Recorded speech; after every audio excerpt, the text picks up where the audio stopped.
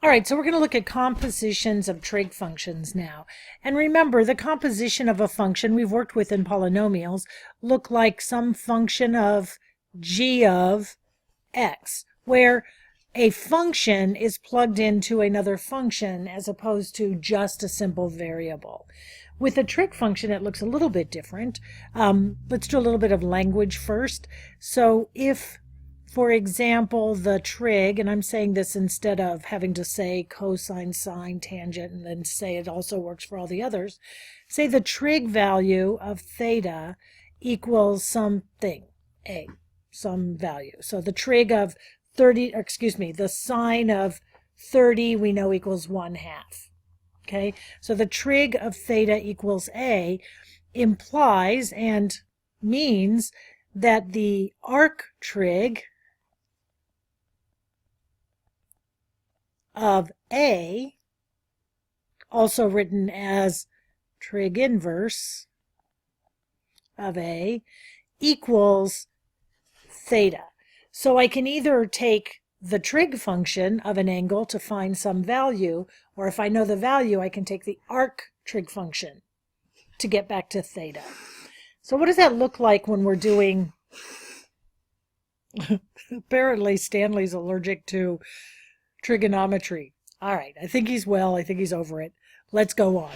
So if I'm looking for example for the sine of, well, we know that when we're trying to figure out the value of the sine of something, that what we expect to have inside is theta. But when we're dealing with composite functions in trigonometry, often what we don't get is theta, but we get some arc function from which we can glean the value of theta. So we'd get the sine inverse, say, of whatever the value is. And then normally, if it were a polynomial, we would just say, well, obviously, the sine of the inverse sine, so the inverse sine of a equals some angle. And so the sine of that angle has to equal a. And that makes total sense, except we have to be super careful, because remember, so many of these functions and these functions have limits on their domain and their range. And so we have to be really careful about what we pick so that it fits inside of that restriction. All right, that's enough of that. Let's look at an example that illustrates exactly what I was showing you here.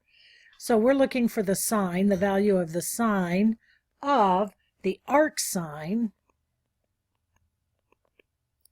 of 1/2. Now what we want to say is, well, the arc sine of 1/2 is some angle, but the sine of that angle would have to be 1/2 because of the definition. So what we want to say is it's 1/2 and be done with it. But we can't go there yet because we have to just make comparisons and be sure that we're dealing in the real world when we make that assumption. So let's look first at the arc sine of 1/2. Well, we know the sine values, or the angles that give us a sine value of 1/2, are all of the reference angles for pi over 6 or 30 degrees. So this would be pi over 6 in the first quadrant, negative pi over 6. I'm not going to write them all out just for neatness reasons.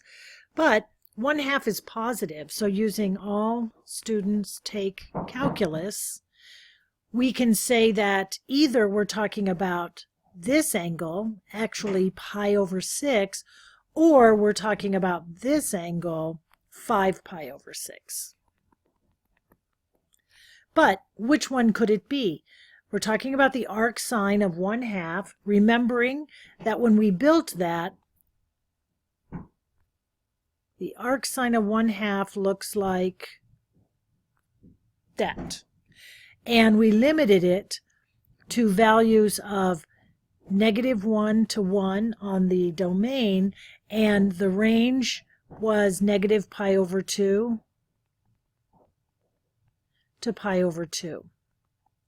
We also had a little circle that helped us to determine which region we were looking at. And in this case, we're looking at, for sine, this half of the unit circle. So which angle resides on that portion of the unit circle between negative pi over 2 and positive pi over 2? Well, the only angle that does is the simple angle pi over 6. So now I can say that we're looking for the sine of actual pi over 6, and the sine of pi over 6 equals 1/2. And the only reason we got the answer that we expected in the very beginning is because everything here was kosher. Everything was defined.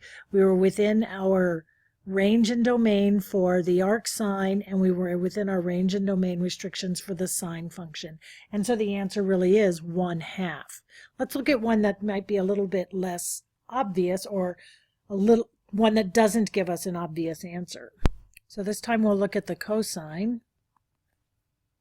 So the cos inverse of, now we want the cos inverse to be some value, right? The a value, where am I? An a value, not an actual angle. And they're giving us the a value by telling us we're looking for the cos of 5 pi over 2. So again, we sort of instinctively want to go out here and say, oh, it must be 5 pi over 2. But it may not be. Let's take it through the process that we have to take it through to check. Well, first off, the cosine of 5 pi over 2, well, which angles are we looking at? If I go back to the unit circle or the Cartesian plane, 5 pi over 2 is, let's see, there's 1, 2, 3, 4, 5 pi over 2 would be this angle right here. And so to determine whether it's legal that we pick that angle, let's look at the cosine function. So we have 1, 2, 3, and if I look at where 5 pi over 2 is, I'm going to start by just looking at where pi over 2 is, and that would be right here, pi over 2. So 2, 3, 4, 5 pi over 2. Clearly that's within the domain and the range, so I'm kosher, I'm good to go there. And so I can say that the cosine of 5 pi over 2 equals 0, because here 1, 2, 3, 4, 5 pi over 2, the output is 0. And now I'm looking for the inverse cos of 0. This time I have to look at the cosine inverse function, and remember it looks like this. So the cosine function is the one that we do this with, and it is defined between -1 and 1 on the domain, for the domain, and the range is between 0 and pi over 2. Excuse me, that's not right. It's defined between 0 and pi. So then cosine, the inverse cosine of 0 actually is defined. Remember, the domain is inclusive. The range is inclusive. 0 to pi over 2 for the range. And so I can say that it is defined. And what angle gives me 0 for an output on the unit circle? Well, just 1 unit of pi over 2 is sufficient. Well, not just sufficient, but the correct answer. The range for the inverse function is only between 0 and pi over 2. So even though 5 pi over 2 might be a coterminal angle with pi over 2, only pi over 2 could give us the right answer for this, because it's the only value, the only coterminal angle with 5 pi over 2 that is in our range for the inverse cos function. Let's do one more. This one would be the arctan of, so the arctan means I'm looking for a value in here, and the value I'm given is in the form of a tangent with an angle.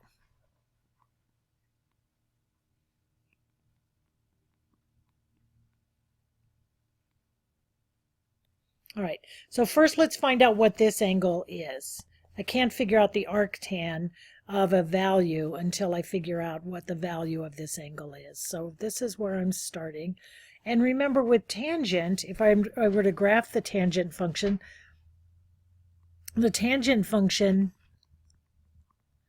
is defined everywhere except at negative pi over 2, pi over 2, and n pi multiples over 2.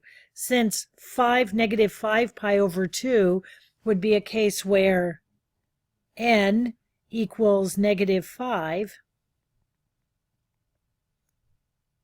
it's part of a restriction on the domain. These are the asymptote locations. So this does not exist. So even though the arctan of the tan seems to undo each other and I should end up with negative 5 pi over 2 for an answer, I don't, because this doesn't even exist in the first place. So there's no way the arctan can be calculated from that. Hence, the entire angle does not exist, or the entire value. Okay, so those are the easy ones. I hope that's good news to you. I hope you felt like they were pretty easy too. They're a little tricky when you're first learning. Don't worry, it'll come to you relatively quickly, I trust. But let's look at other cases where we're not dealing with the unit circle. This time we're going to have to do a little thinking on the triangle that's created. So let's see, we have an example. We want to find the sine of an angle given in the form of a cos inverse or an inverse cos of 4/5. So to make this clearer to see, let's go ahead and draw or sketch in a triangle. So we know that the cosine of any angle is the adjacent over the hypotenuse. So we know that the adjacent is 4 and the hypotenuse is 5. Moreover, we also know that the radius, the hypotenuse, which is the radius in this case, is always positive, and in order for the entire function to be positive, 4 would have to be all the angles that give you a positive 4 for the x-axis. So we're looking at a positive 4, which means I could be talking about this angle, or I could be talking about this angle. In either case, the hypotenuse would be 5, and all I need to know is the y value. But I can narrow this down because I'm dealing with the inverse cos function, and remember the domain for the inverse cosine function is between 0 and pi. So the only angle in this picture that exists between 0 and pi is this angle in the first quadrant. So now I just need to know what sine is. Luckily, I don't have to do any calculations because it's a Pythagorean triple. So y is 3, x is 4, and the hypotenuse is 5. I now know the triangle. Notice I never did figure out the angle. Isn't that interesting? I don't have to figure out the angle, but once I've created the triangle that this describes, now I can go on and evaluate the sine. And the sine in this case is the opposite 3 over the hypotenuse 5. So I've evaluated this composition of trig functions by creating or finding a triangle that's described without ever having to know the angle. I'm able to evaluate the inverse function. That's pretty cool.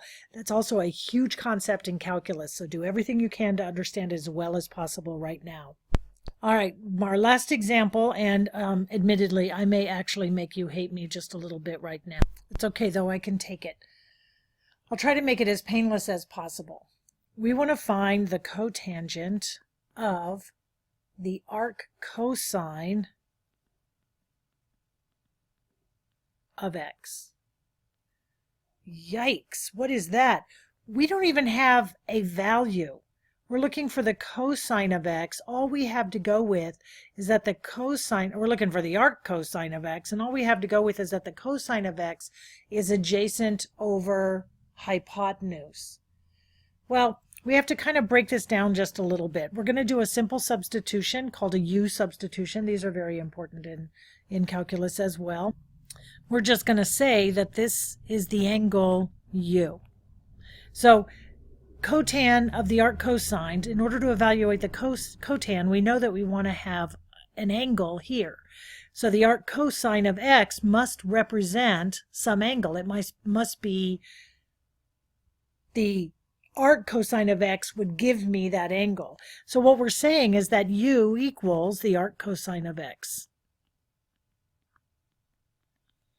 And we're lucky with that because we have a way to switch this, right? We can say that if u equals the arc cosine of x, this is where we started up here, if the trig function of an angle equals a, then the arc trig function of a equals the angle. In this case, we've been given this side and we're going backward. So we can say with great confidence that x equals the cosine of u. So that means that we have some triangle with an angle u that has a cosine value of x. But since we know that the cosine of u is the adjacent over the hypotenuse, we know that the adjacent side is x and the hypotenuse is 1. Because x over 1 is another way to write x. All I need now is an expression for the opposite side. Well, Pythagorean theorem. If we let 1 be c squared and x be a squared,